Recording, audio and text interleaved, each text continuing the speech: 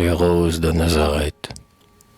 L'enfant Jésus avait un très joli jardin, qu'il se plaisait à cultiver lui-même. De beaux rosiers, le parterre était plein. Et chaque jour, dès l'aube du matin, les deux enfants de sa mignonne main les arrosaient avec un soin extrême. Il projetait, quand la belle saison avait ouvert les fleurs fraîches écloses, de couronner son front de guirlandes de roses.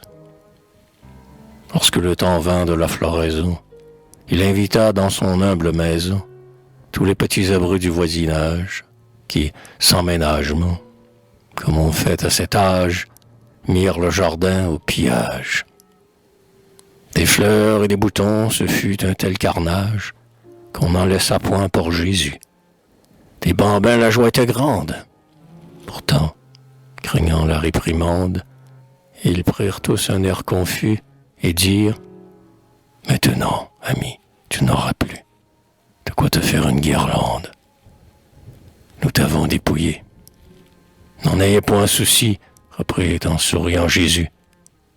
C'est bien ainsi. Si mes roses sont dévastées, il me suffira, pour ma part, des épines qui sont restées. Mais, comme un feu soudain brilla dans son regard, d'obéir à sa voix, les enfants s'empressèrent.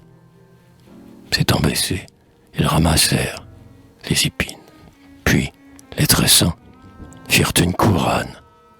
Et quand elle fut prête, Jésus, calme, la mit sur son front innocent.